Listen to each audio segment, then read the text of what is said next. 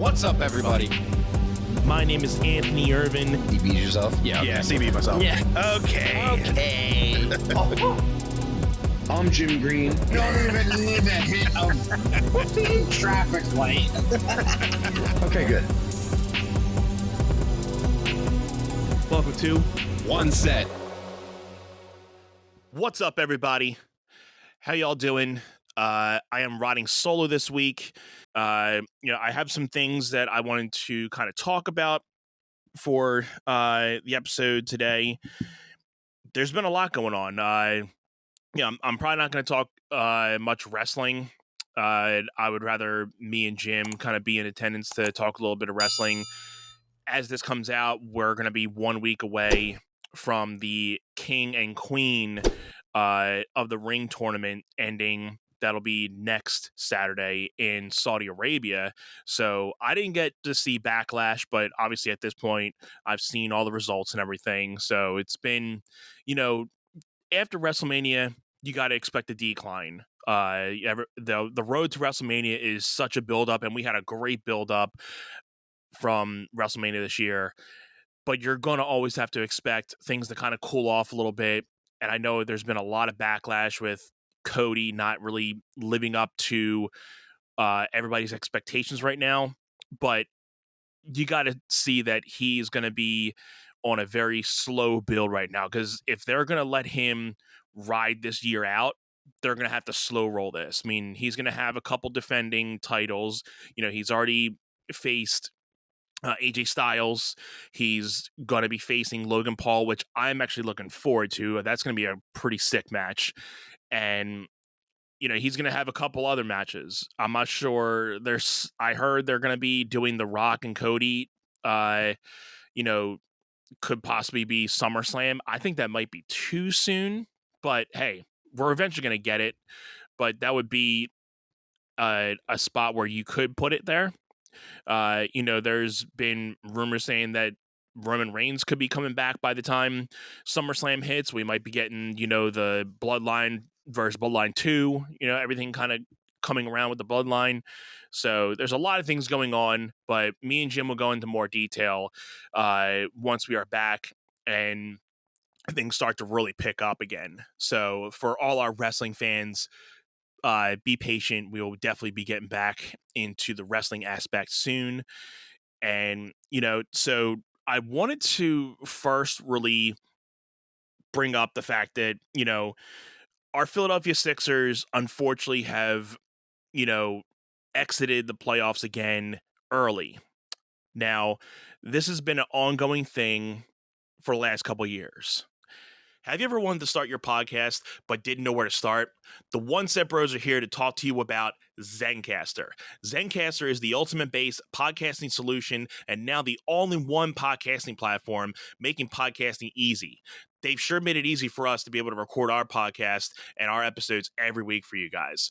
Once you've set up your account, you're simply one click away from recording a high-quality podcast with studio-quality sound and up to 4K video with your guests. My personal favorite feature is their multi-layered backups, which ensure our recordings are always in the highest quality, even during unstable web connections. And if you thought you needed multiple tools and services for your podcast, Zencastr's all-in-one podcasting platform allows you to create your podcast all in one place and distribute to Spotify, Apple, and other major destinations.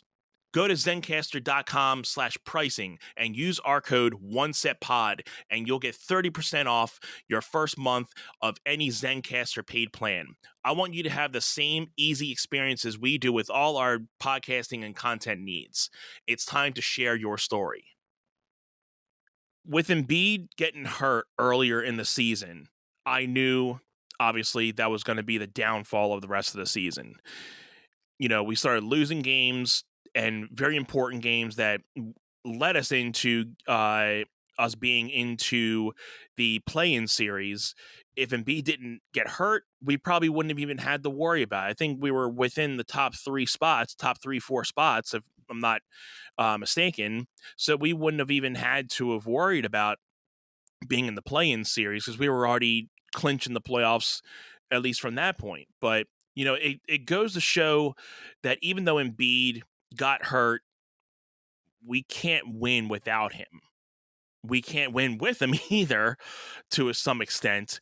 But it's a very up and down thing. I've been back and forth with with Embiid, and any of you that know me, I'm not the biggest Embiid fan. I think he always comes into season unprepared, unconditioned, because especially when you're in playoff basketball shape, you need to be fourth quarter and not necessarily gassed out at that point. We don't need our top players gassed out by the fourth quarter. I mean, you're a professional basketball player. You get paid to play basketball. You're going to get tired no matter what, obviously, but you shouldn't have to be saying you're gassed out, and you can physically see he was gassed out. Minus the fact that he was hurt. He had a leg injury, and the dude is like 7 foot. So leg injuries for those type of dudes are always going to be very hard to come by.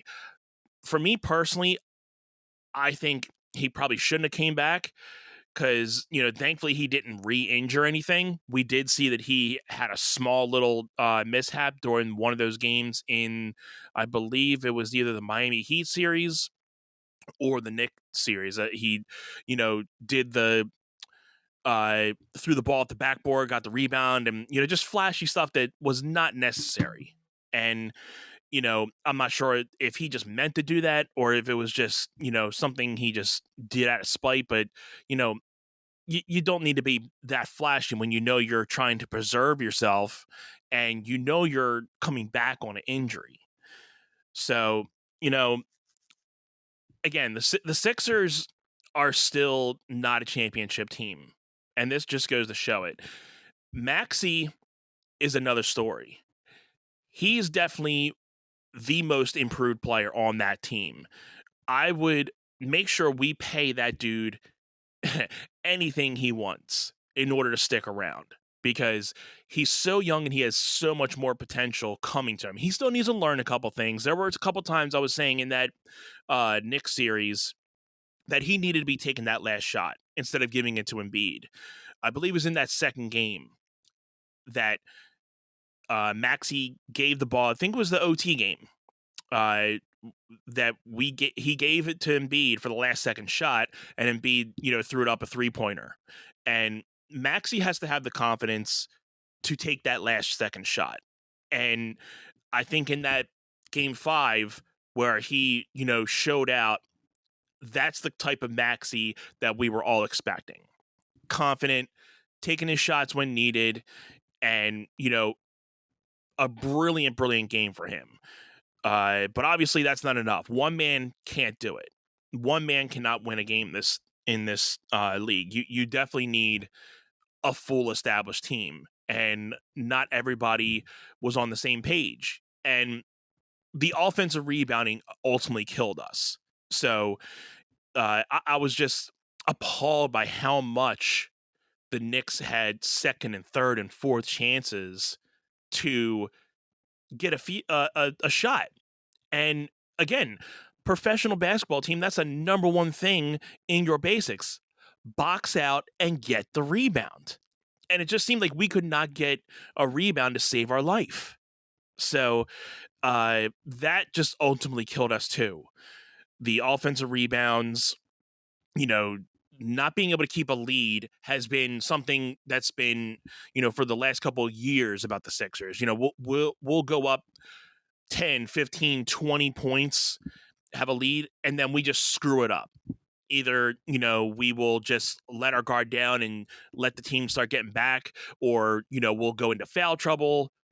So there's always been some reason that, I don't know, we just can't keep a lead.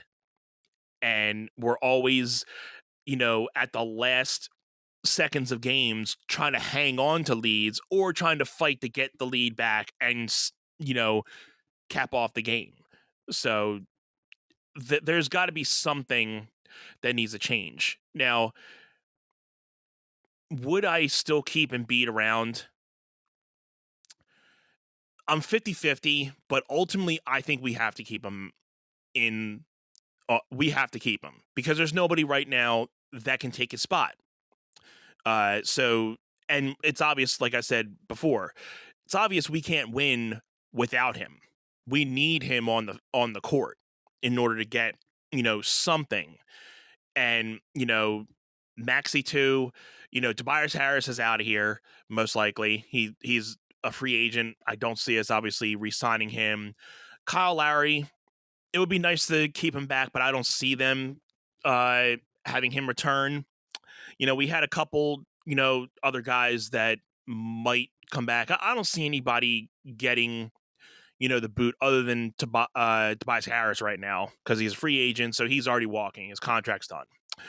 So I just hope in this offseason we do something. Hopefully in the draft, we get a good draft. We're not really known for getting good draft picks for the Sixers. So I just hope we do something good in the draft. We have a couple big guys that are coming out of the draft, mainly that dude from Peru. Not Peru, Purdue. Peru. The guy, the 7-footer from Purdue. He's going to go top 10, if not first pick. So I don't see us getting him, but if he's open, I would throw all the money at him to try to do anything we can to get that dude. But I know there's a couple other big guys in there. I haven't really kept track on who is really coming out for the draft this year. I'll have to do more research with that. But yeah, so I know that it should be a good draft. So depending on what our draft pick is, I doubt we're going to get a top 10 draft pick unless we're, trying to negotiate something. But I don't see us getting a top 10 draft pick right now. I would probably see us maybe within the first 25, maybe. So we'll just have to see what we get and if we can negotiate other things going on. So, there's also been rumors that, LeBron James and Paul George are in talks of coming to Philly. Now, there's been the thing of who would you want more? Would you want, and also I saw Jimmy Butler was another, possibility. So I saw being put around, who would you want more on the Sixers right now? LeBron James, Paul George, or Jimmy Butler? Who would be a better fit right now? To me, first one to X out is Paul George. He's good, but I don't see him being an X factor that's going to make a difference in the quality of the team right now. Not saying he won't be able to put up points, but we need somebody that's going to be a leader and keep this team on par and keeping them focused. So I don't know too much on Paul George, but obviously I know he's a USA basketball team member, a former USA basketball team member. LeBron James would obviously be a great choice, but do we want the controversy and all the news and press that comes with LeBron James right now? I personally don't want that, because we don't need any more slack coming to the Sixers. Not that we have any of that type of thing, but we don't need the drama that comes with LeBron James, because all the LeBron haters are going to come here, talk even more stuff about Philly than what it already is. So I would love to see LeBron James in Philly. I just don't want to have to deal with the drama that comes with him. The public persona. I mean, he's always in this and always that. The flopper guy. I can't stand his flopping, and it's just annoying to me. I hate that part of the game today. That it's just a cheap way to get a foul. It boggles my mind so much that they just let that go. They need to do something about that, because that's just ridiculous that you can just call those pity fouls and do such good it's like acting now. It's ridiculous. So I personally would pick Jimmy Butler. If he is available, I would say get Jimmy Butler and get him back on the team, because we at least know Embiid will work with Jimmy, because they are both on the same page. They actually like each other. So I would say Jimmy Butler would be, a leader. And I think he would hopefully, give Maxey that extra boost too, because he can learn from Jimmy's role. Because Jimmy right now, he is starting to, transition into that older player too. He's not the Jimmy Butler we knew about 5 to 10 years ago. He's definitely starting to slow down a little bit, but he can, still put a good amount of points and assists onto your team when he needs to. Now, Jimmy has a little bit of a mouth to him too, but I don't think it's as controversial and, dramaful as what LeBron James would bring. Obviously LeBron James is top of the league right now, and everybody's going to say something about LeBron James. But, Jimmy has his own things, and, I think the biggest thing was the fact that he was saying that Boston wouldn't have even been in the playoffs, I think, if he was still healthy or if he played those play-in games.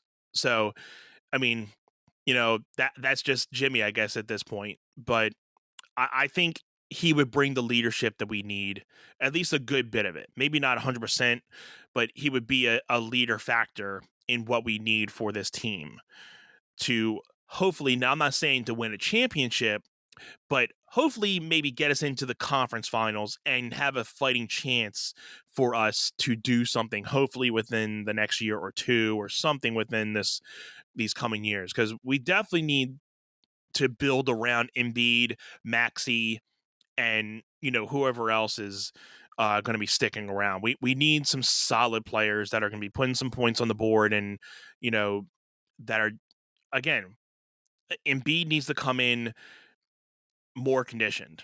That's just always I'm always, until I see him conditioned, and he is just so much more injury prone in these last couple of years than any other year, and that just scares me to the point where he's eventually gonna get injured to the point where it might hinder his career, and you never know, he might be done. But we don't know that, and he's gonna just continue to go until whatever. But that's the thing. How much more time do we invest in Embiid if we continue to do these first round, second round outs? What if this happens again next year? Are we going to still say, well, we'll give him another year? How many more years are we going to give Embiid? That's something I'll ask you guys. How many more years do we give Embiid at this point? Are we just going to keep settling for the fact that, well, we had this guy out, we had this guy injured, and there's always next year? How many more times are we going to say there's always next year? So, again, there was also something I heard that there was a rumor for a trade for Embiid for Kevin Durant. Now, with that, I don't see that happening. And even then, Kevin Durant is also another guy like LeBron James, Steph Curry, that are at the end of their careers. They only have a couple more years to really go. So Kevin Durant, I mean, he's still putting up points. I'm not saying that he's not the guy who he once was. He's still putting up points, but I still think we need Embiid on this team. And Kevin Durant's not going to be the center. He's more of a power forward. So we need a solid center like Embiid to continue with this team. As much as I don't really want to see him on the team anymore, it's just more given the fact that we need him on this team until we find somebody that can, replace him correctly. So there you go. That and again, I don't know how long that's going to be. Hopefully in the draft, or if we just, trade for, if we find a good trade with somebody for a good center, this can be a wild thing. I know Howard is out there. He's wanting to get back in the league. So we could, but again, he's a old timer at this point too. So how much do you really give him? I don't know where we go from here.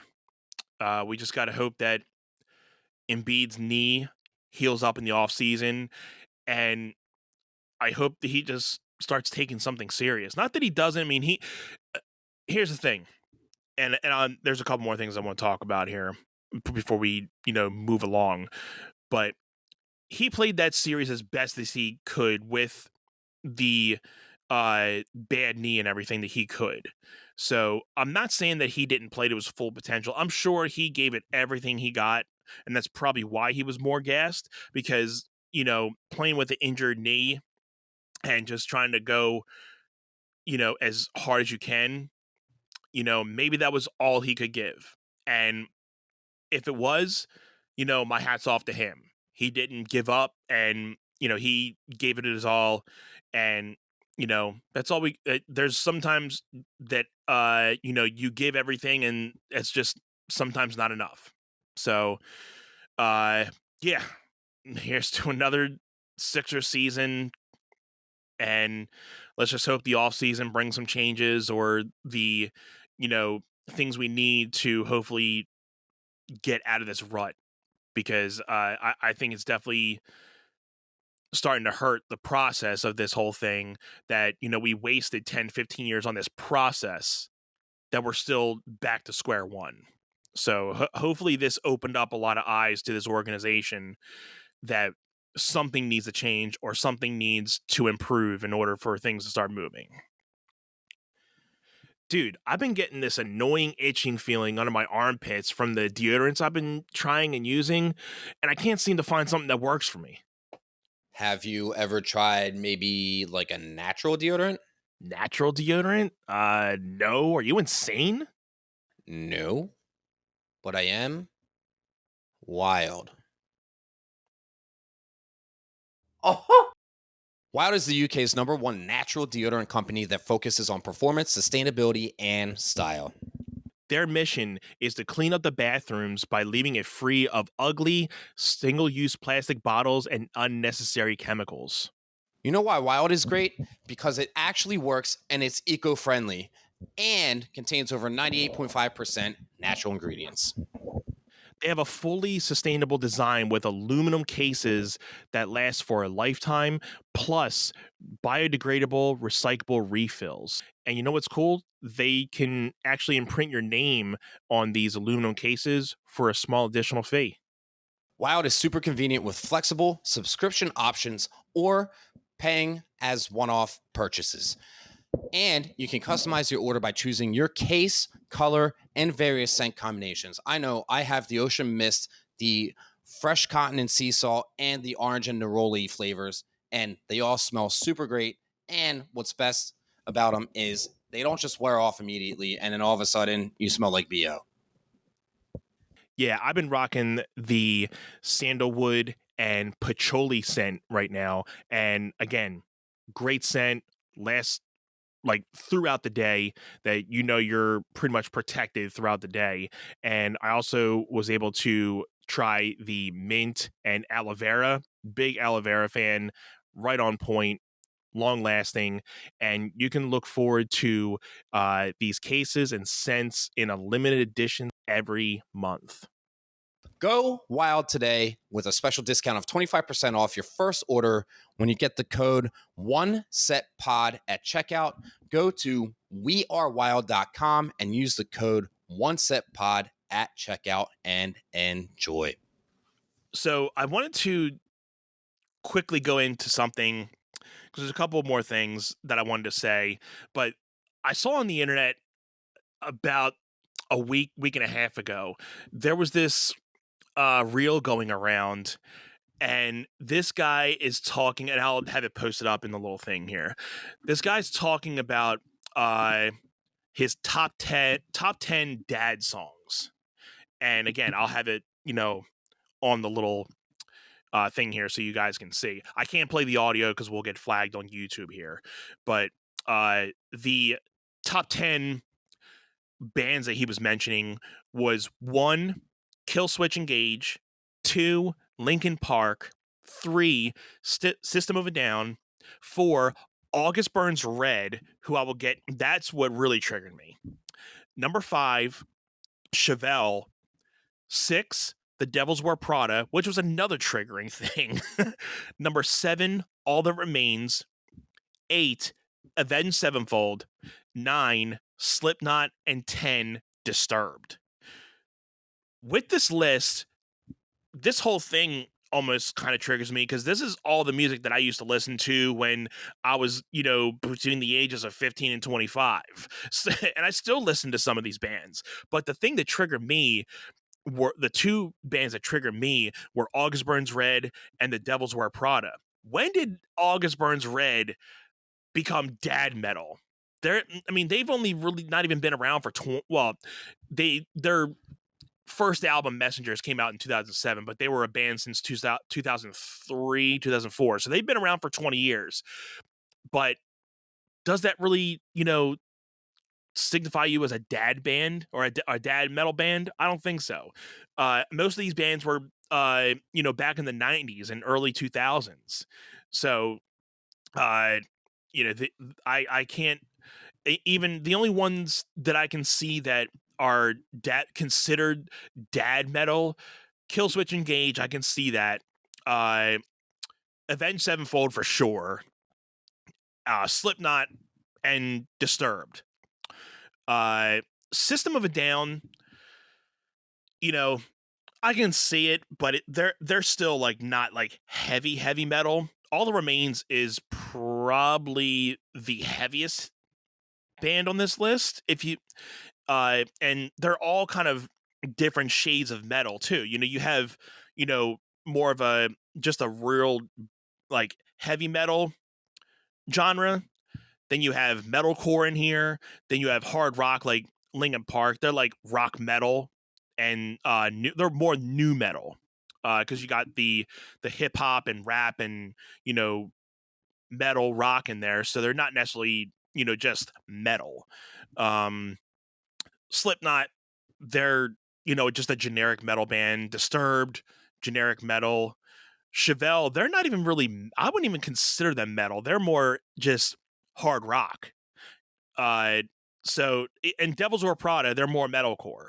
I'm not sure if anybody's listening, they know any of these bands, but yeah, I would say August Burns Red and Devils Wear Prada should be X'd from this list because they are still like probably one of the younger bands that, I'm like, wow, this really shows my age if people consider August Burns Red a dad metal band at this point.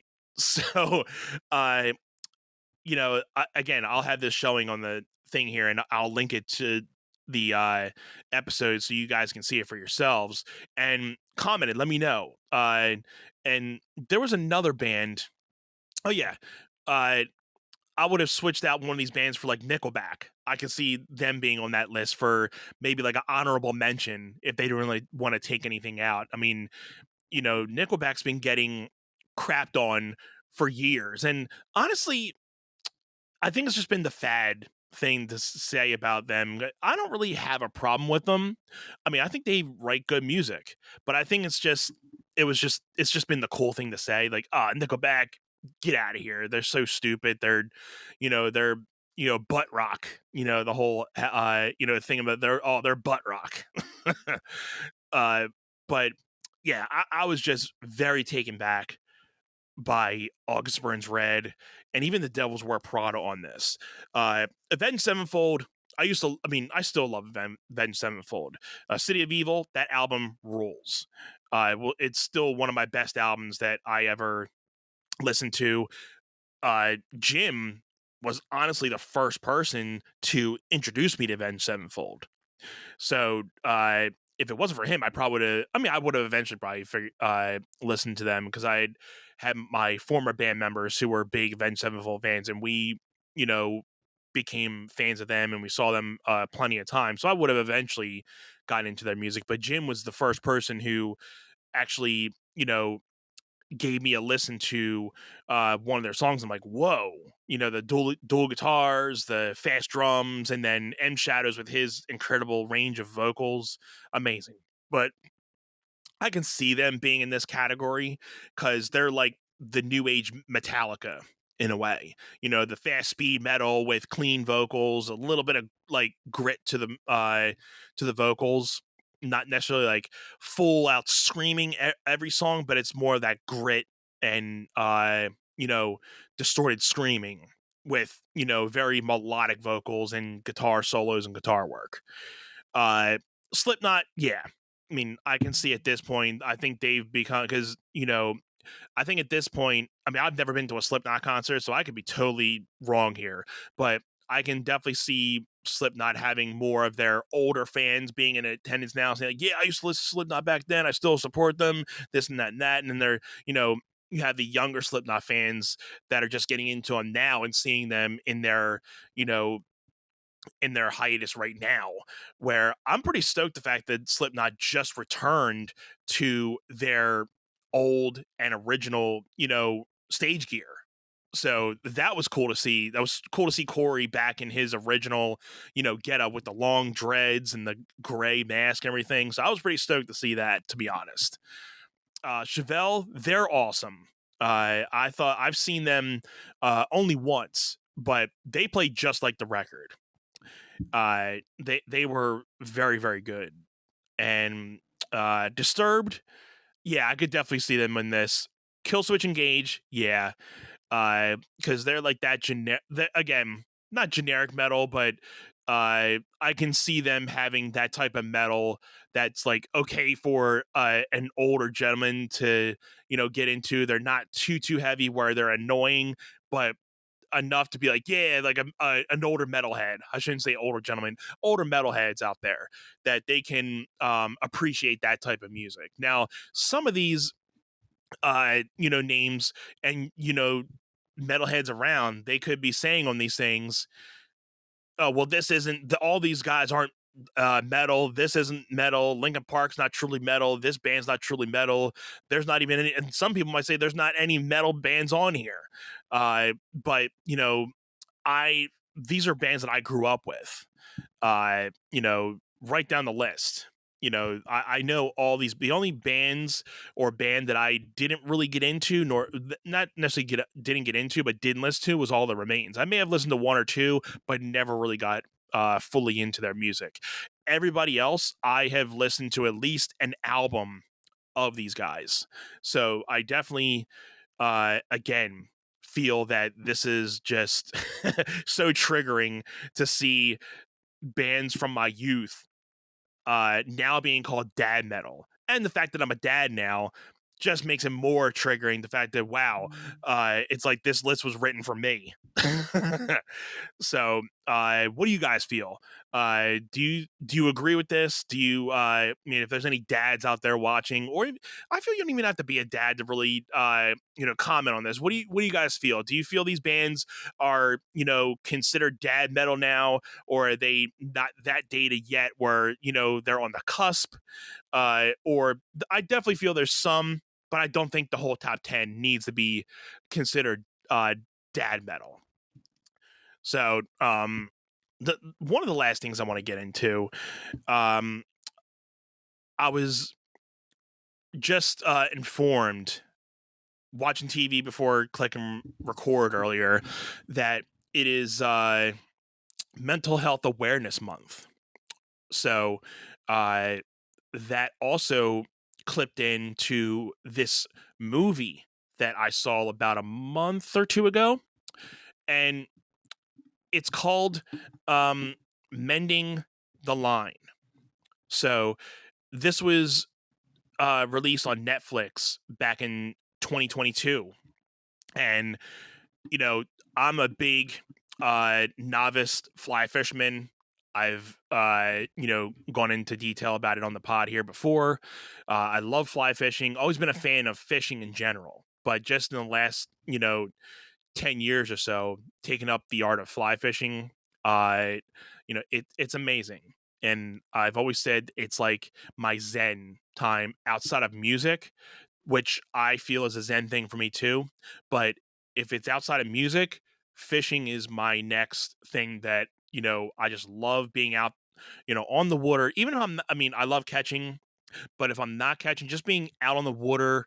And, I've always liked being in, the presence of, now I'm going to seem hippie-ish here. I've always liked being in the presence of nature.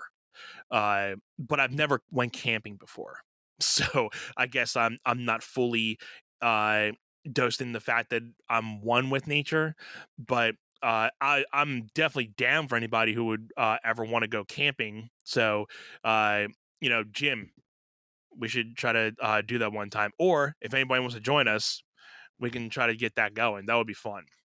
But yeah, my dad used to take me and my brother out fishing as kids all the time, and I just loved it from the start. My brother kind of grew out of it, but I just kept on to it, always loved it. So the meaning behind this movie, it's not necessarily like fly fishing isn't the center of it, but I think it holds the meaning of the movie together, because there's been a lot of science on the benefits of fly fishing on mental health. And I'll have to, me as a scientist, I should probably have already looked up some research on it. But just from what the movie was saying, and they had a couple quotes in there that there's been some backed up science on the benefits of fly fishing and on your mental health. Now, I can definitely, just from being a fly fisherman and from what they were saying, I can see how it can be, beneficial to someone who's probably suffering from mental health, because something when you're out there, it just soothes your mind.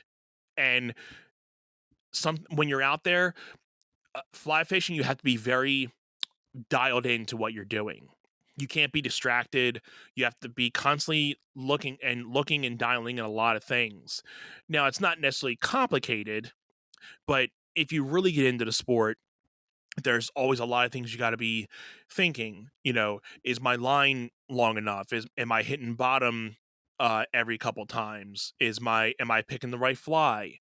What are the signs? That are the fish eating on the top of the water? Are the fish, more on the bottom of the water? Are they just going above this, just below the surface? And it goes into a lot of different things. So you're constantly thinking of, little things to improve the catch rate, I guess, of catching, fish.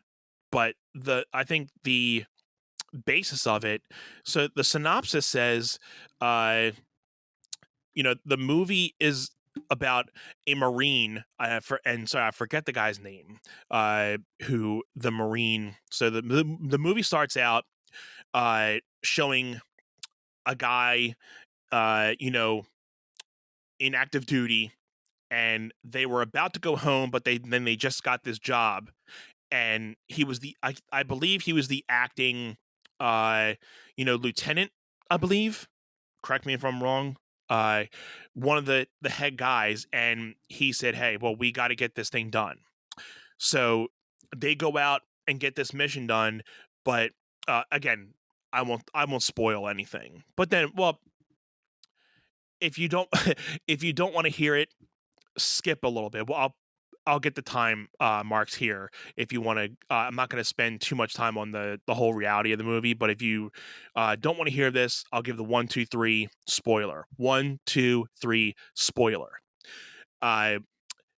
Everybody in his platoon basically gets wasted, and he goes in, and now he feels that he's the reason for the deaths of all those guys, because he chose to stick around and he didn't leave when they were ready to go home. So, he had a lot of emotional and physical trauma from that.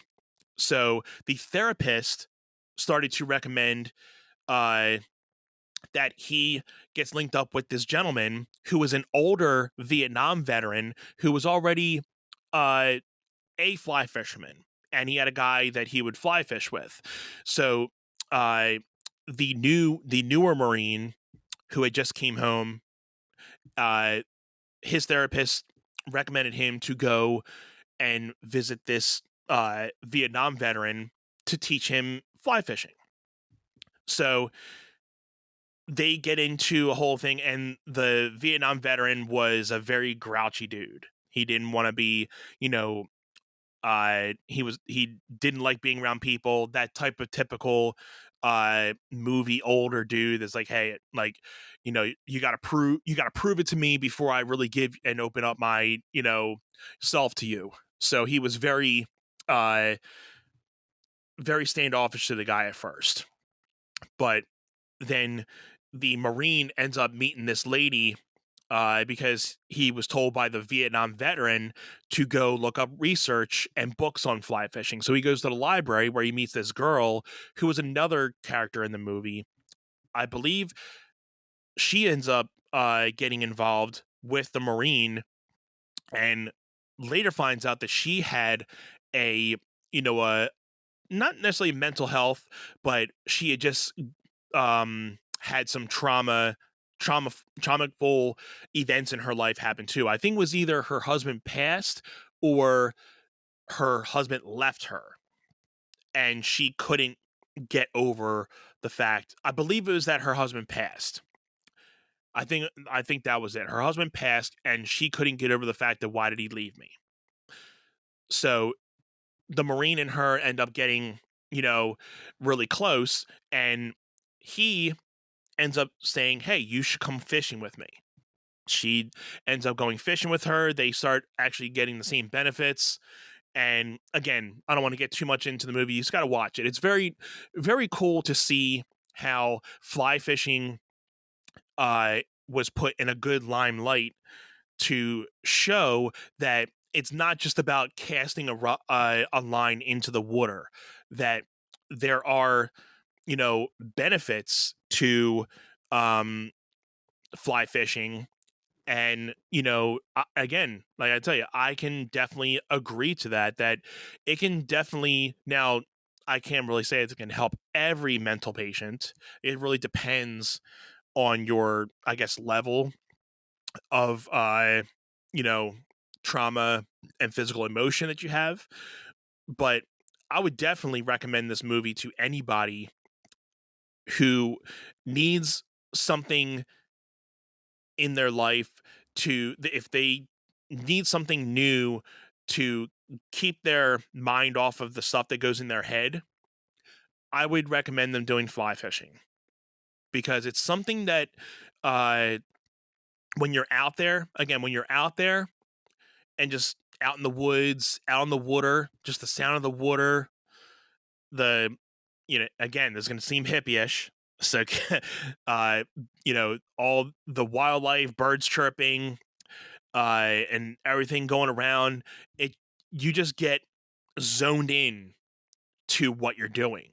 And it just feels like nothing else matters outside of the world. I could have had, you know, a bad set, you know, or, you know, just, you know, things happening in my personal life, blah, blah, blah, or not necessarily personal life, but like things outside, you know, of the family or work or anything, you know, I'll go on the water if I'm not able to get down here and just kind of, you know, blare out some guitar.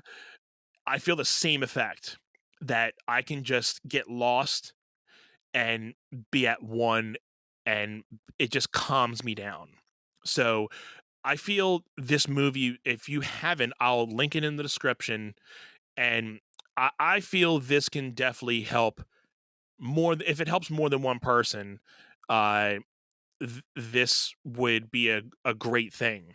So yeah, so the movie's called Mending the Line, and it's on Netflix. So if you have a Netflix account, look up Mending the Line. It's a great movie. The older gentleman who was in the movie, Brian Cox, you know, he's a very you know, well-known actor, and he plays the old Vietnam veteran. So, you know, they had a little bit of star power in this movie. There wasn't anybody else that's other than, you know, Patricia Heaton. You know, she's a, you know, well-known actor. So, and there's a couple other newer, it seems like up and coming actors in this film. But yeah, so there's not a lot of star power in this movie. Obviously, I guess that's why it's a Netflix movie. But you always have like one or two, well-known actors to kind of, get people to be like, oh, I know that guy. Let me go watch it. So again, I would definitely recommend this movie. And maybe we'll do it as a watch along. If you guys want us to do it as a watch along, put that in the comments below. Or if you're on Spotify, hit us up on the Gmail, and we'll definitely do it as a watch along this year. So yeah, I know this is a little bit of a shorter episode, but without further ado, thank you guys again for being back here for another episode of One Set.